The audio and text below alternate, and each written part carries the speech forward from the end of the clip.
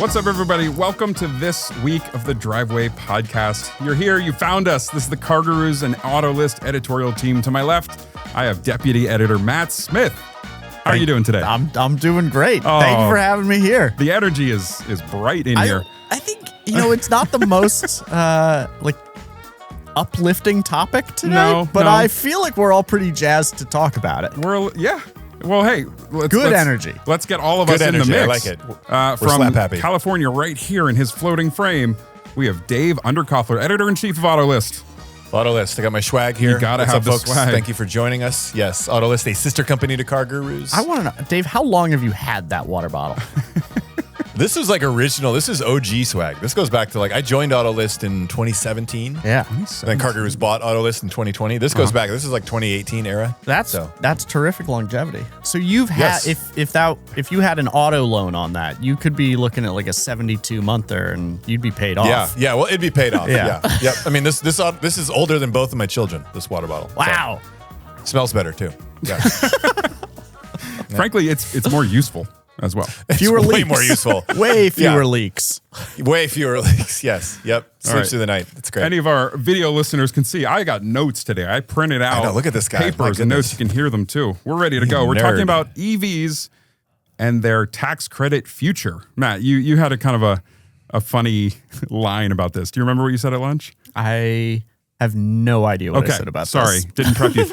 You said we're talking about which EVs are losing their tax credits today. All of them. Yeah, it's pretty easy. It makes the topic pretty simple. Yeah. So that's what we're chatting about today is EVs. The EVs. It was September 30th. From then on, September 30th. No more federal. Let's just start by saying not just EVs. So fully electric, the EVs, plug-in hybrids, fuel cell. Yeah. So we're gonna dive into all of that. Like always, there are chapters wherever you're watching. There are chapters below. You can skip ahead wherever you want, or you can hang with us for the whole time. So, just to clarify away. All these vehicles are set to lose this credit worth up to $7,500. At the end of September. Yeah. So if you want to buy one of these, you can go out and buy one today, and you'll still get that credit. Is that right? That is my understanding. Okay. Well, and we can get into this, but it also not only do you have to buy it, it needs to be sitting in your driveway by September 30th. You have to take delivery and ownership of it. You have to have it handed An important off. caveat. You can't just walk into the dealership on September 30th and order it, and it'll arrive the next day or a couple days later. Sitting in your driveway. Call back. Yeah. Yeah. What? Yeah. What is in your drive? So I would say if We you are are on interested, the rails. Let's stay exactly as on the rails as we are right now. Dave, what has recently been in your driveway? Oh, okay. So speaking of driveways segue. and speaking of EVs, that was a brutal segue. We're just gonna shoehorn this conversation in. Didn't you just say speaking of driveways? I thought that was the segue. Anyway, This is the driveway. it's too early for this. Gosh, it's 10:30 on a Monday morning out here in California. Oh, it's post lunch for us. So Listen, the world revolves tell. around East Coast time. You should know this by now. I do know that. It's brutal. All right, what's in my driveway? We actually just handed back a Cadillac Escalade IQ. We shot a video for it, so maybe by the time this episode airs, the video will be on CarGurus YouTube. not a chance. One day, this YouTube video will be up. What is the Escalade IQ? Does not replace the gas Escalade. It joins the gas Escalade in Cadillac's lineup. The IQ is all electric. It's big. Wow. So it starts at $130,000. I was going to say, what is the starting price? And that $130,000. Oh. And then the version we were tested, fully loaded, the Sport 2, I think, $165,000, which is that's a lot of bananas. To clarify, the former rules around the EV tax credit, there was a price cap. So it wouldn't apply to cars that were a certain price. So the Escalade IQ, if you were shopping for one of those, take your time. Yeah. Nothing's changed. It's not affected by losing this. Yeah. So it's not affected by losing this credit. The IQ, this is in line with Cadillac's push on EVs. So they have the Vistic, the Lyric. Well, let's go through that. We can get to this a little bit later, but Cadillac, I think, quietly has now set in place, correct me if I'm wrong, arguably the most robust EV lineup in the entire luxury sphere. I can't think of another automaker who has more product offerings. Because they have the, let's go through the list. They've got the Optic. Yeah. The Optic is the compact crossover. all electric. And then they have the Vistic. These names are brutal, but the Vistic, which is the family 3-row. It's a 3-row version. Then there's the Lyric, which is kind of the luxury 5-seater. It's the hearse. Yep. And then there's the Escalade IQ. So it's kind of every price point, from what, I don't know, what the Lyric is, 50, 60 grand? Or excuse me, the Optic is 50 or 60 grand. Oh, probably right around there. I wouldn't be surprised if it starts lower. Let's go to the interwebs. I think all the way up to 165. My takeaway on this, I'm wondering if we're calling the Escalade IQ by the wrong name. I mean, if it's the Vistic, Optic, I like where you're going. Lyric. No, I don't like where you're going. I think it must be the Escalade. Oh, boy. Do I need to bleep that? It's the Escalade. Yeah, we're going to get censored over here. The Escalade Ick. There you go. That's what it sounds. I mean, that seems just logically, this. I'm on board. Someone in Cadillac is crying right now. Get me on retainer. Optic, the Optic starts at $52,000. That's not bad. Not bad at all. For a luxury EV. Yeah, that's not bad at all. That is what has been in our driveway. I wouldn't spend 165 grand on it. I would spend. What would you spend 165 grand on? No, that's your house, not a lot. Probably, right? Yeah, right. But 130, you're like, this can hold its own against a Range Rover, right? In terms of execution. I mean, that was a fantastic vehicle. I think, this is LA. We've got Range Rovers falling out of trees. I can see you pulling up to the valet behind a Range Rover in your Cadillac Escalade IQ and totally holding your own in terms of image and execution and product and interior. So yeah, I was a fan. It's not cheap, but and it's huge. It's so huge. It's like a foot longer than an Escalade, but the profile, it doesn't feel as big as it is, and it's like 9 inches wider. It's absolutely enormous. It weighs like 9,000 pounds. And you had the standard length IQ, the standard IQ. Yeah, because they've now announced that they'll do a longer wheelbase. There's going to be an ICL. an ICL. the long IC. For price relatability relation, what does the gas Escalade start at? Do you have a reference point for that? Let's look that up. I'm assuming 80s, maybe 70s. Yeah, that sounds. 80s seems.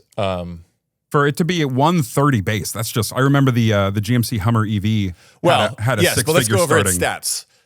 Right, so it has 460 miles of range. That's a huge amount of range. That's a big number. It has DC fast charging up to, I think, 300 kilowatts. Big number. The battery is like 205 kilowatt hours. Surprise, big number. And then like screens as far as the eye can see inside this vehicle. So it's the whole interior is a screen, like, right? 460 miles of range on an EV. My gosh, that's a lot of range. I had kind of an pretty impressive. Matt had an epiphany. That. Okay. So pen is down, papers are down. Let's hear about it. Similar situation. We tested and shot. We did a video on the Rivian R1S.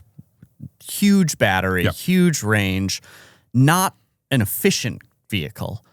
And I just I had it for a week. The first 5 days, I'm thinking, oh, come on, guys. Like, you missed the point. It's an EV, but it's not efficient. You're still spending out the nose. Yeah. And then I realized that if you are spending $100,000 on a car, $165,000 on a car, like, you were going to spend a lot at the gas pump anyways. So it's not like when you get to a certain price point, the efficiency of the EV really doesn't matter nearly as much as that total range. Like, what you're buying isn't efficiency. You're buying range. Well, consider the alternatives. Yeah. Consider, like, if you turn down a Range Rover, that's what, a twin turbo V8. That's not efficient. Get out of here, man. Yeah. So like, you will get miles per gallon. How many of them? We don't know. We don't like the fact that the Cadillac, I think, has the 460 miles of range. That's all buyers want and need. Wholeheartedly agree. Has anyone broken the 500 mile? Was there a Lucid that broke 500? Lucid has something. Do they? Wild. Longest range. To answer your question, an Escalade, a gas Escalade, starts at just under 90 grand. Oh my gosh. Okay. Well, what I think is a fun comparison. Here's one for you: the Escalade V Series, which we have a video. I shot that a couple years ago. Is about 160. So if I hand you a check and say you guys have to buy a large Cadillac SUV, I'm gonna give you 160 grand. Are you gonna buy the Escalade IQ? Or are you going to buy the Escalade V Series? So you're the only one who's been in both. Which one's faster? I would assume. Oh, the V Series. Well, I don't think so. I would expect the ick to be faster. Yeah, that's a good point. The ick is fast because it's heavy, but it goes. You would be it was so fun to drive it because you'd be at a stoplight, and I don't think many people know that it's all electric. Yeah. And then there's like a car next to you, and then you'd floor it when the light turns green. And there's like multiple times at the next stoplight, people would pull up and kind of look at you like what are you? What's this guy up to? Because there's this huge thing that just silently blasts off at the green light. It's kind of fun. Absolutely. So I don't know which is faster, but which would you choose? Go, Elliot. V-Series Escalade gas or all electric? Just do it. I'd probably choose the ick. Yeah, I mean, I think. Really? Okay. Yeah, all I think if it has that like push you in the back of your seat kind of EV feeling, that's pretty special. I know the V has that too, but I don't know. I think I want to be more forward leaning in this. All right, scenario. I like it. Matt, how about you? It's the V. Yeah. Yeah. Without a doubt. I mean, like. Oh, okay, you're not even on the fence. In general, I would prefer to own a good EV over most performance cars. But this is like special. when you get there's something about that engine and that Escalade. It's pretty it's cool. just like it's psychotic. It's like it's true lunacy. The ick is just they're taking something that we knew about EVs and they're just saying, well, let's put it in our biggest best selling. Let's maximize it. Yeah, let's maximize exactly. it. Yeah, and the Escalade V is like. You guys want to do shots? Of like Fireball? Yeah. I think it's official now. We have coined ick. As you said, if you put it in the ick, it's there. It's in the driveway. Yeah, I'm going to lore. go. Look, you guys know me. I live in California. I'm one of those EV fans, fanboys. I love EVs. I'm going to go V-Series gas. Like, okay. It's what was the word you it's lunacy? How did you describe Psychotic. it? Psychotic. It is in like the best way. Cadillac is so good at their V-Series cars too, of just making them like bonkers, but like highly capable. Like those engineers, they all race. They know their way around making a good. That's so cool. You can't help it. Like you're doing humanity and the environment no favors driving the Escalade V-Series, but or frankly, neither or of them, the right? Escalade IQ. Arguably, you're helping a little bit more, but give me the V. It's good times. Yeah. So anyway, that's been your minute of what's in Dave's driveway. Thank you. Thank you for sharing. Yeah. What's been collapsing Dave's driveway with its massive curb weight? Oh yeah. Did you park it in the driveway or did you put it on city streets? No, I mean city streets. No one would be able to get by. It's so huge. Oh wow. Yeah. We had one of our contributors reviewed the Hummer EV. I want to say it was the SUV. And he refused to park it in his driveway because he had a paver driveway. Sure. And he was like, I'm just going to like collapse the pavers. Like there's going to be depressions in my driveway from where this thing has been sitting. It weighs 10,000 pounds. I'm putting it on the air right now. You need a CDL to drive. I was going to say, it's still fascinating to me that they're just a normal everyday license. You can operate these wildly heavy and super fast vehicles without any extra let's just put that, testing or trading. It's crazy. I'm looking up curb weight of... I just want to put into context what 10,000 pounds is. It's like 1.5 elephants, I think. Yeah, you've done this math before. Is an elephant 7,000 You don't pounds? like to use boats as a metric. You use elephants. We're going to use cars. All right, so the 2025 Honda Accord, not a small car, right? No. Family size, 3,200 pounds. Wow. Okay, so the Hummer or the Cadillac is basically 3 of those in the same space. So that means like if you park it, it weighs a lot. If you hit something, my God, you're going to go through it. Yeah. I pity whatever you hit. Right. And the 0 to 60 is probably 3 times as fast as the Accord too. Yeah. I mean, for all the impressive numbers of 460 miles of range and the acceleration of the Cadillac IQ, at some point, the industry needs to have a discussion about lightening these vehicles up because my God, our infrastructure and like pedestrians and cyclists and other cars that you're hitting, we're going to be killing people. Yeah. So anyway, down the road. 9,000 pounds it's just there's collateral damage, literally and figuratively, to having something that big. So it is. Yeah. Anyway. It's 6.5 average sized Jersey cows. If somebody said you're about to get run over by not 1, but 6.5 cows. Got to make sure like an adolescent cow. Yeah, exactly. Yeah, it's a family, with 5 adults. Yeah, that's crazy. Yeah. That's a lot of cows. That's a lot of cows. Okay. Well, hey. Holy cow. Hey, what's the topic today? We're talking about EV policy and federal tax credits. So get us on track. Let's get back on track. So the topic of today, like we said in the upfront, it's a little bit of a tougher topic. It's a little bit of a downer, maybe. But we're talking about the EV it is, tax but we'll credit talk about why maybe it's not. Yeah, we're losing the federal EV tax credit on September 30th as part of Trump's that's President Trump? One Big Beautiful Bill Act. Did many things, but one of the things we're talking about is ending the federal tax credit for EVs. So, Dave. Yes. Take us into the background. Take us into what's happening and what's as our CarGurus and Autolist EV expert. Okay, what's so the latest is, and this is a result of Biden's Inflation Reduction Act, right? That the math was changed a little bit about which vehicles were eligible for the $7,500 tax credit. A couple of things. There is a price cap on what was eligible. It was, Matt, correct me if I'm wrong, $80,000 for an SUV, $55,000 for a car, or is it the other way around? That sounds right to me. Your tax bill had to be.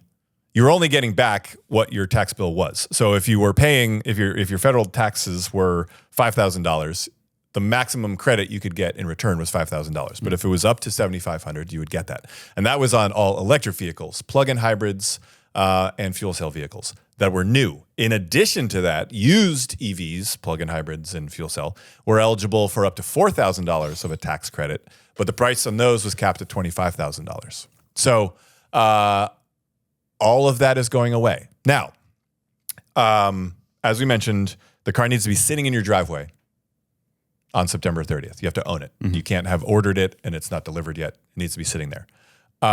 Obviously, this is going to have an impact on consumers, right? If you are shopping for an EV, if you've thought about one.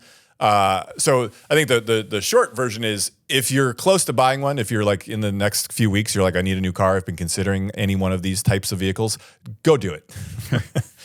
Just get it done, right? Because there are some unknowns moving forward. I think if you pull back and look at the greater picture, there is this question of if you are pro EV, if you consider yourself sort of on the green side of the auto industry and you've enjoyed what these subsidies have done for the industry, I would say this is not an existential threat to EVs. These subsidies were always designed to be finite, right? They were temporary. They were because it was a nascent industry, like many other industries. You subsidize it because the costs are higher. And as those costs come down, they get closer to the cost of a gas vehicle. Maybe you don't need them anymore. And so maybe this timeline was sped up, but these tax credits were always going to go away at some point. So I guess my point is, don't fret. This is not an existential threat to EVs or to the role that they play in, cleaning up our air. It's, I don't think, going to change automakers' approach. They knew this was coming anyway. Automakers want to make the cheapest EV possible, whether there are subsidies or incentives or whatever, no matter what. That's just business 101. So they're busting their butts. And I think if you look around, there are enough compelling, affordable EVs that maybe there's a little bit of short-term pain, but this is not, like I said, an existential threat. And I don't want to sound like an apologist for the big, beautiful bill. I'm not at all. But I think it's important to look at this change in the greater context of the EV industry. Yeah, that's totally right. And I think about it, I think that like the pain comes in. Well, first off, we should caveat, there are affordable, good EVs available, but affordable is kind of putting them in context of just the new car market. Yeah. Like we look at a $45,000 car and we don't necessarily think, oh, that's affordable. But when you consider that the average transaction price on a new car is closer to $50,000, then you start to see the logic in that affordable statement. Yeah. I look at this as it's not so much as like, we're putting a stop to EVs. It's we're moving the finish line a lot closer. So automakers have invested hundreds of millions, if not billions of dollars individually. With a big B. Definitely. Yeah. Well, yeah. I'd be curious. Like, has Mazda invested billions? Oh, who knows? Like, Ford, GM, Hyundai, billions with big B's. Big B's. There are probably some automakers that this is at least a short-term death knell for their EV effort. Who knows what Mazda's next EV is, or like who knows if Subaru continues on whatever partnership that they have with Toyota. There's total speculation there. But companies like Toyota, Ford, GM, there's so much sunk cost into this effort that we can't assume that they're just going to stop making EVs. In fact, Ford apparently has some news coming up with EVs. So by the time this airs, it will be 2 days after Ford. Yeah, so we're talking about the future. We don't know the specifics. But Ford has announced August 11th. It's Jim Farley is their CEO, so this is their Model T moment. I can't wait until future us can see that with 2020 vision. Yeah. Hi, future us. For context, it is currently August 4th. So when we're recording, it is right now August 4th, and we are publishing this on August 13th. So holding us to it now. I'm holding. It's been stated. So I think, and in between, Ford will have this big announcement about a new EV low cost platform. It sounds like maybe a small truck will be the first vehicle to ride on it, but they're calling it their Model T moment. Throw an EV skateboard under a Maverick. I mean, right? That'd be wouldn't that be a delightful little package? Yeah. I think Slate's excited about it. Man, talk about putting a company out of business. Well, I'll tell you, it seems like we're there. I was going to bring up Slate as a topic of conversation because their whole business model seemed pretty reliant on this tax credit being available. Their whole sub 20. Yeah. It was never going to be the sub 20 part. Yeah. The timing isn't ideal for them. Yeah. Well, and so do you think this tax credit no longer exists? And we should say it's also the federal credit is gone. There might still be state and local incentives depending where you live. Absolutely. Can't answer that. Yeah. But absolutely. Slate, their whole marketing thing was sub 20, and that now cannot exist. But you can still do 25. And to Matt's point of the average new car transaction price is $50,000 or right around there. So you can still, again, it's not ideal. Yes, Slate loses the ability to say sub 20, but you can still say 25 for a fully customizable. But can we? It's going to be 27.5 at least, right? If they cut some costs here and there. So can they cut more costs? I just saw this truck again. You've seen it twice now. I've seen it twice. I met with the Slate folks. Was that just last week? It was last week. Oh my goodness. We've got a video available on video CarGurus. live on CarGurus now. They're still very bullish. They say this is they can't commit to a price just yet, probably because they haven't even built out the factory completely, but that is on in the works. They've promised me when the factory is ready to make cars, we will have an opportunity to go out, take a look, see the operation, and we're going to drive the Slate once they have drivable examples. The one that we filmed it drove, it moved under its own power, but somebody's driving. Yeah, they were going to let the media drive it. I think ultimately, maybe they can put something together that is still compelling to shoppers. I think the idea of customization and personalization is still there and still very potent. I think about Scion, the Toyota company, used to kind of go out with this pitch when they were founded. They were saying it's a younger, more personalized Toyota essentially. But manufacturing was so expensive, and now Slate comes around. They're we can just 3D print this stuff. Yeah. It's a lot cheaper. I think there's an opportunity there. Ultimately, I view that company as if it survives and thrives, it's going to be off the strength of its commercial partners. Sure. They're going to have fleet trucks and delivery. Instead of Amazon spending $80,000 on a Rivian van or whatever, Amazon will have 3 Slate mini trucks doing last mile delivery for every one of those Rivians. Do you think that's, I know Bezos isn't the only investor or financer, but do you think that's part of his role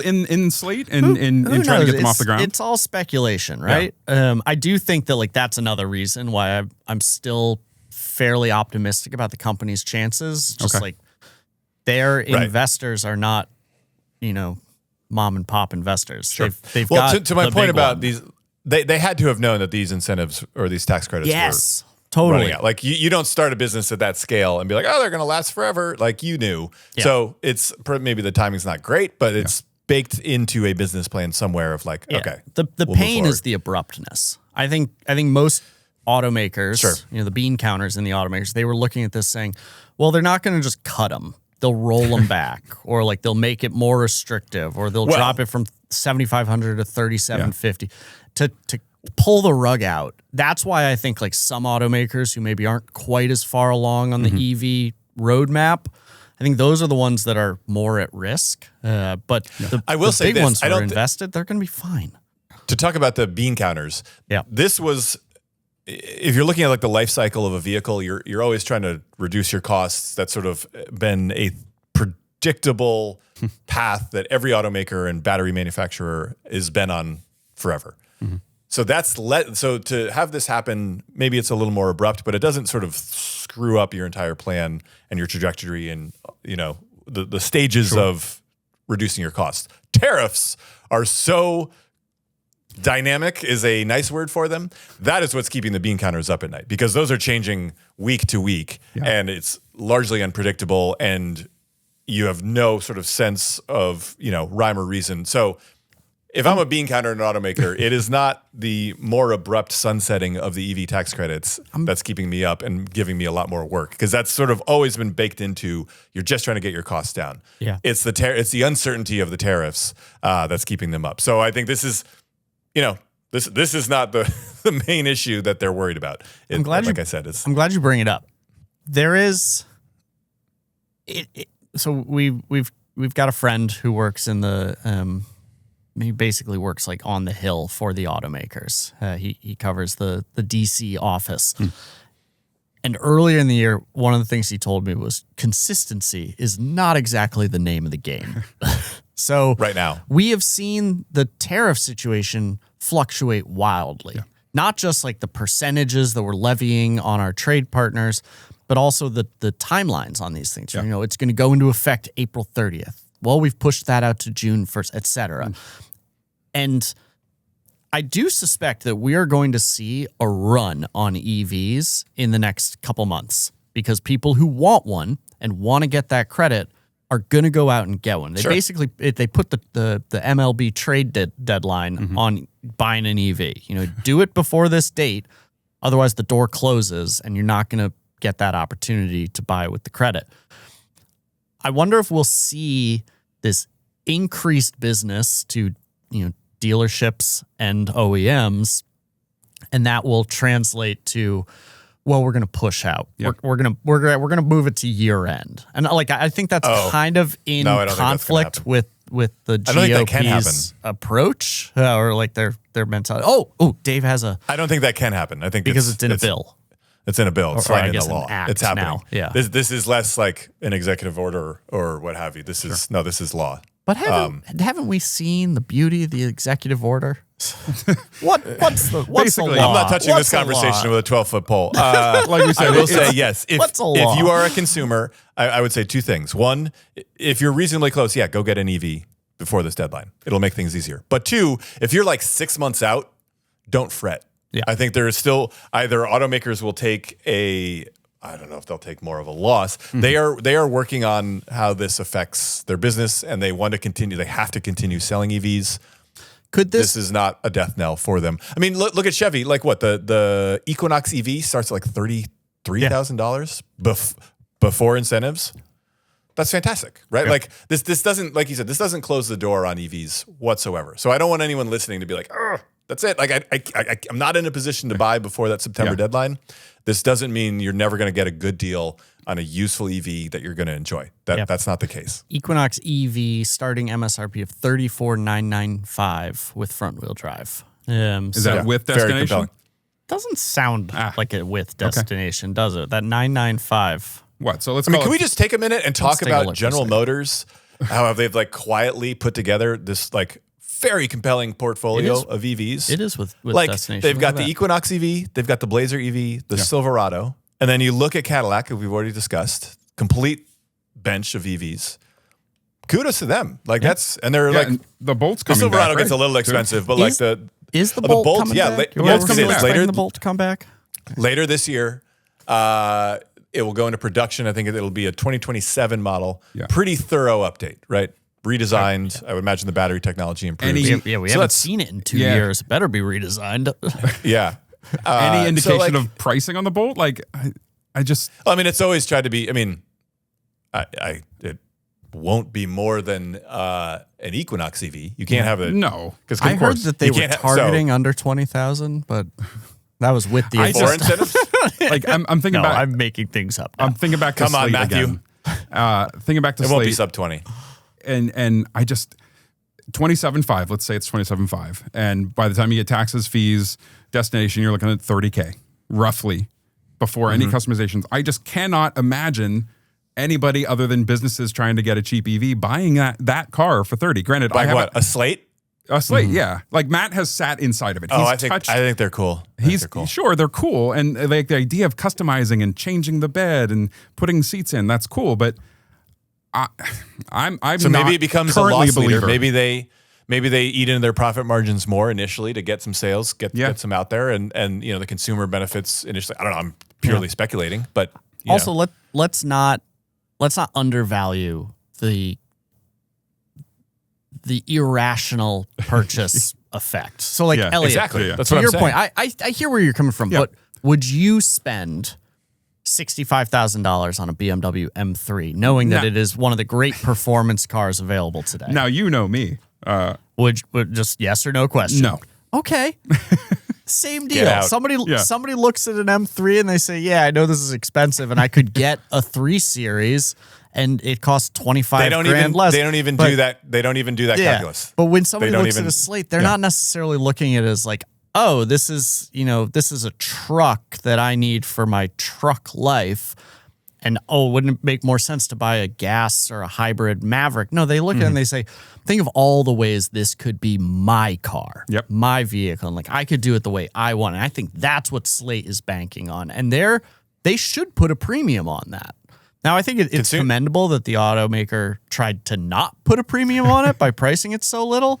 But I don't necessarily think that like adding some cash back on, knowing that it frankly wasn't Slate's fault that cash got added back on, I don't think that signals doom for them. I think the people who want one are still going to want one. Hey, we will see. We certainly will.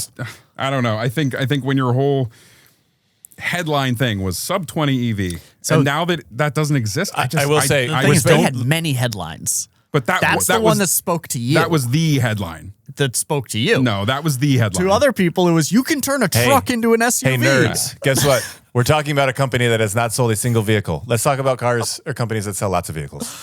Oh, the nerds. Okay. So you guys back on track. I'll take that as a chance nerds. to talk Tesla. And Tesla. Good. Hey, they sell cars, Dave. Tesla as they an do example. sell cars, yeah. I have some notes, and I worked out just what you could pay for a car before the tax credits went away, and what it's going to cost you after. Okay, and Tesla hit me. The Model Y is the best-selling EV in the United States. In the world, I think. I was going to say maybe in the world. I don't know if it was world, but I know it's the U.S. I know it's up there world. Isn't there a BYD that's? Yeah, that's a good point. China has all sorts of cars that we know nothing about. So can I just say, every time I hear BYD, I think of Michael Jackson's song PYT. I just, in the back of my head, I'm like, BYD. I use Tesla Model Y as an example because it is the most popular EV in the United States, and Tesla has on their website what I think is usually pretty cheeky. That they like include fuel savings in the total price. Yeah, you call it cheeky. I call it dishonest. Cheeky's one word for it. Yeah, it's deceptive, but you can call it cheeky. It's deceptive, but it does give you the option. Look, I can get it for this price, and then you're like, no, wait a minute. So get out of here. Digging deeper into the builder, you can turn off that, and so basically you can kind of, as you should. Yeah. So here's what I have. So the base model Model Y, the long range rear wheel drive. With taxes, fees, and destination is $49,679 today. Okay, so they have handy estimators of costs. So a 60-month loan, I'm putting $5,000 down, which That's 10% of the cost. That's like best practice, right? You want to put 10% down? Put down what you can afford. Put down what you can afford. But so I set it to put $5,000 down. It gives you a 3.5% APR. So that can change. That will cost you to finance. This is no credits. $807 per month. Okay. $800 a month to finance 90% of a Model Y. Yeah. With that $7,500 tax credit, that monthly cost drops to $670. So that's almost $140 a month. Yeah. Over 60 months that you're no longer going to have. But yeah, so 670 versus 807 for the most purchased, cheapest version of the most purchased EV in the United States. Yeah. I mean, and so many car shoppers, understandably so, shop based on their monthly payment. Right. That difference, that's a material difference of like, $100 almost $40 a month. Yeah, that's not nothing. I'm not very good at math. Matt has thoughts. Well, 140 times 60 is $8,400 versus $7,500. So I'm wondering you're forgetting the APR. Well, there's an APR in there, but that still did the $7,500 reduce the out the door price of the, like, could you transfer that to the dealer and they would take it off the top, or was that a credit you were getting back? It was a tax credit you were getting back after you filed your taxes, because you remember to hit the $7,500, your tax bill had to be $7,500, right, and your household income could not be above, I think it's $150 if you're filing into single, if it's $300,000 per household. But then that doesn't make sense. That there would, I think, sort of triangulate. I understand if something is $7,500 more and you put on 3.5% interest, the amount that you're going to spend is more than $7,500. But if that $7,500 isn't actually coming off the purchase price, then the APR shouldn't impact the money. I hear what you're saying. I think we're getting into the weeds. You're still losing some money there. Yeah, I mean, so on the Tesla Builder, and again, we've already stated that there's a hidden fifth checkbox. Oh wait, sorry. No, I think now you could. They recently changed it where you were getting the full tax credit at the point of sale. Like when you could give that, sort of front loading it. Give it to the dealer. Sorry. Yeah. So I stand corrected. I think originally you had to file your taxes depending on what you would pay. But I think, they changed that in the past 2 years. So that's a big deal then, because most people finance their cars, which means that not only it wasn't $7,500 that was being effectively taken off the table from the consumers. It was $7,500 plus whatever their interest rate is. So you hear about folks who are buying cars at 6, 7, 8, 9% interest. Yeah. If those were new vehicles and they were qualifying for this federal tax credit, you could be talking about more than $7,500. Yeah.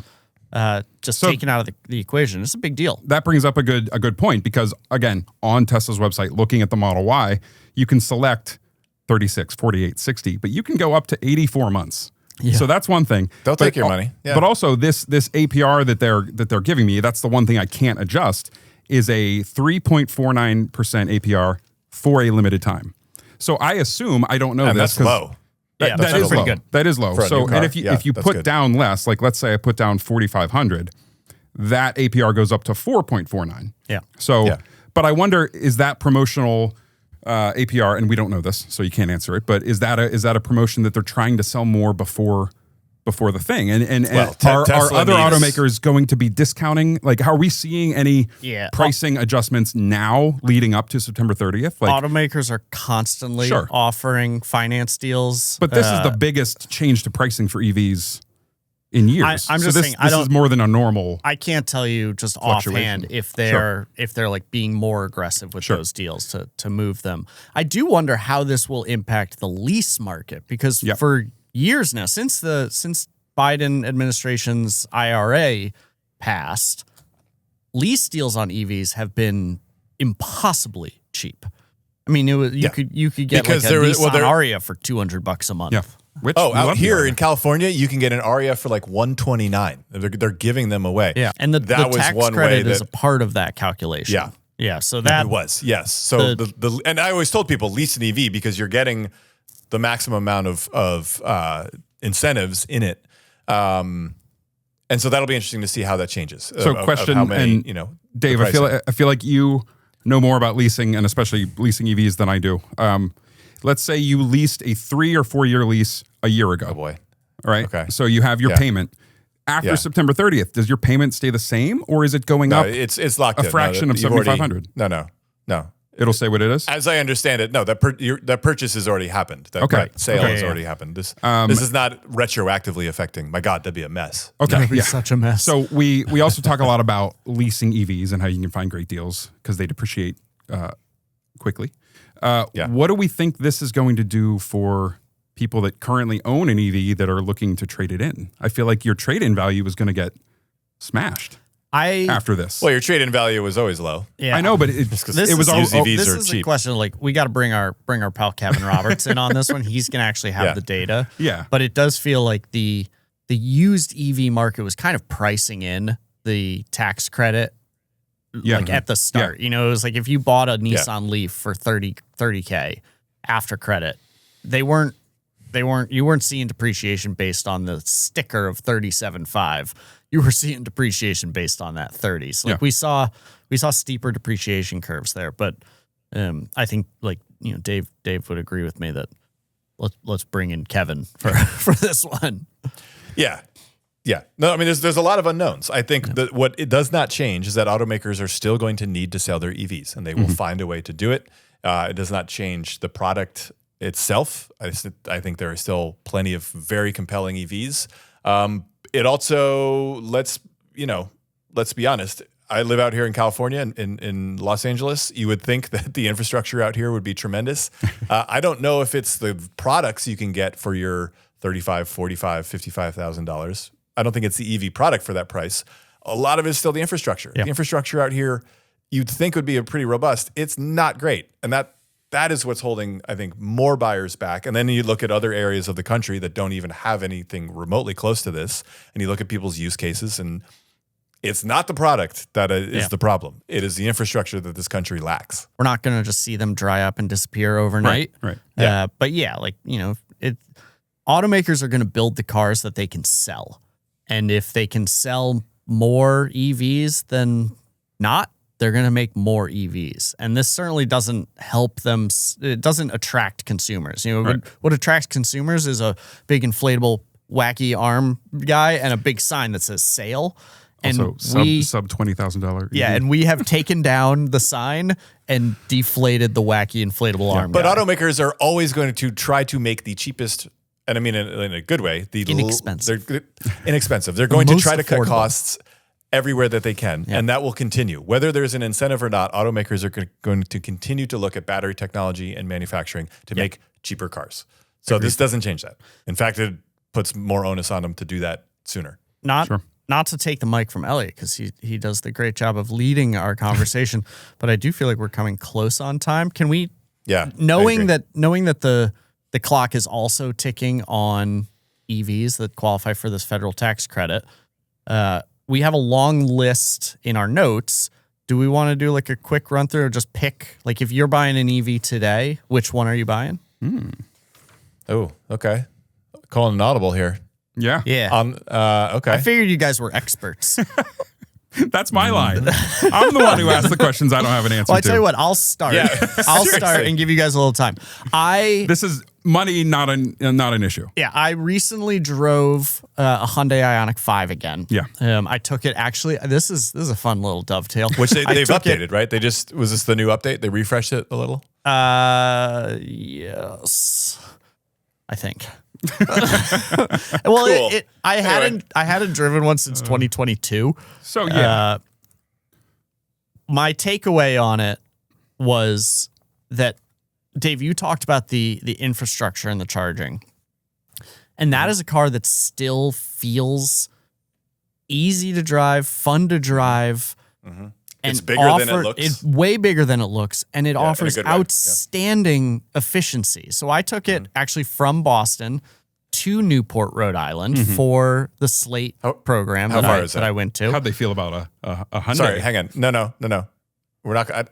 God, you guys in Slate, it's like catnip to you. I want to know how far away that drive was. That all told, I put 165 miles on the charging it. 5 without charging. Great. Okay. And I got it. I want to say it had like 77% on the battery when I got it, and I charged it at 28%. I saw 3.5 miles per kilowatt hour. Were you nervous at all? Not a single time. Okay. Like I was on the highway for almost the entire time with it. Mm-hmm. And even driving at 70 miles per hour, I was still seeing 3.4, 3.5 miles per kilowatt hour. It's just a really, really compelling package. Mm-hmm. And I don't think it's like any surprise that I see them all the time. Oh my gosh. It's also a vehicle where if we talk about, the bringing manufacturing back to the U.S. This is a car that is assembled almost entirely in the U.S. with U.S. sourced components. Like it's a great success story, not just for EVs, but like for the U.S. involvement in EVs. So that's the one I would buy. It's not the most exciting, although they do have a new XRT trim. Yeah, I don't think it gets any performance upgrades or even a lift or anything. But red toe hooks, exactly. Right? Oh. Recovery points. Sorry. Yeah. I would take the Ioniq 5. I'll stick in the Hyundai camp. The most recent EV that's been in my driveway. Oh, don't you dare! Hear me out. Do it. Was the Ioniq 9? Yeah. Now I have that didn't know you were allowed to drive if you were blind. Let me say what I was going to say was. I don't love the exterior. Neither of us love the exterior. There's a video coming up soon. Once I can finish editing it, Matt's review of the Ioniq 9. We don't love how it looks on the outside, but inside it is fantastic, and it drove super smooth. I mean, they all do, but there was so much space, and I think the idea of a 3-row EV is still a little bit more rare, and I think it was packaged so nicely. I just wish it didn't look like it looks I don't on the mind. outside. The EV9 looks so much better. So much better. Yeah, well, you're paying for the look in terms of you guys. Nope. I don't remember coming away from the EV9 loving the interior like I did really like the Ioniq 9 interior. The Ioniq 9 feels like a vehicle built for purpose, and the purpose is spending time inside the car, not spending time outside the car. I couldn't disagree more. Between the Kia EV9 and the Hyundai Ioniq 9, in terms of exterior styling, my daughter goes to school, and in an elementary school, it's like one high-end 3-row SUV after another in the school drop-off, right? It's like something out of it, and they're all like gray or white or black. No one decides to get color out here. If I'm pulling up and I'm trying to assimilate into this, right? A Kia EV9 stands out not in a good way. You're like, what's going on with all those angles? Okay. A Hyundai Ioniq 9 is going to, and maybe people don't want that, but I think it is much more understated. I think it is more. It's just, I think, a classier look than the EV. Give me the Hyundai in terms of exterior styling any day over the EV9. That's my like. This feels like a call to comments. Do you What do you like? Agree with me? Who's right? Who's married to an artist, or do you agree with Dave? She's a teacher. Get out of here. She's an artist. We've got to. She's an art teacher. Well, and an artist. She's a teacher and an artist. There you go. She's very talented. And she agrees that the Ioniq 9 looks like a jelly bean with a bee sting. So, Dave, what's your pick? The Ioniq 9? You love it. Well, between those two, I haven't driven the Ioniq 9. I've seen them. I've seen them on the road. I have it next week. It's coming on Friday. Nice. I'll let you know. I'll take a picture of my driveway. It'll look so good. All right. So to wrap this up, to really get a good look. I'm gonna pick a car on here. Look, I'm a truck guy. To me, I love the idea of marrying the utility of a truck with the efficiency of electricity. So you're getting the Cybertruck. Oh no. You said the utility of a truck. Yeah, I want utility. I want to actually use it. I like the F-150 Lightning. I think it's great. The Silverado is good. The Silverado feels like a bigger departure from a sort of truck. That's certainly good for many people. I just like the F-150. I will say, Matt, I love that you brought up the fact that you drove the Hyundai Ioniq 5 from Boston area down to Newport and back. I drove when we had the Ford Lightning. We took it on a road trip. That thing, its efficiency on the freeway is abysmal. Like you can have, a nearly 300 miles of range in the one we were testing. And the minute you start hitting not even 80, because this is California, everyone drives 85 on the freeway. If you're doing 65, so you're in the slow lane, the efficiency just falls off a cliff, which makes sense. You look at it, it's a brick you're trying to push through the air. I get that. So just my point is don't buy that and think you're going to do all these lovely long road trips in this efficient Ford. But for around town, I just moved to a new house, like the utility of that truck, it's tons of space inside, 2 kids are moving in and out. I think that's such a nice combination. That's kind of where my head's at. Yeah. I love the F-150 Lightning. I used it when I had one in the launch year. I think that was 22 maybe. And I did like some gardening project, built a raised bed garden, like had pulled up to Home Depot, got the landscaping timbers. So satisfying. How satisfying is it to have a truck and use it for trucks? You just look in the bed and you're like, yes, you show up doing this right. At 7 a.m. and all the contractors are at the pro desk and the pro area pickup at Home Depot. Exactly. Not a one of them blinks an eye looking at F-150 Lightning. It blends in like an F-150. Yep. But yeah, Dave, to your point, like if your passion is towing your snowmobiles to Central Maine, the F-150 you'll get to the end of your driveway. Like get the regular F-150 for that. Yeah. But otherwise, delightful package. Yeah, agreed. All right. So within the next 2 months, Dave will be going out and buying an F-150 Lightning. I'll be getting an Ioniq 5, and Elliot will be getting glasses. I will not be buying a Ioniq. But Ioniq 9. Elliot will not be. He'll still be able to get a reasonably priced EV after this tax credit sunsets. Don't worry, consumers. If you can, go out and do it sooner. But this is not the death knell for EVs. I want people to understand that. I'm waiting for the Slate. That's my That's what you're waiting the for. Slate. Yeah.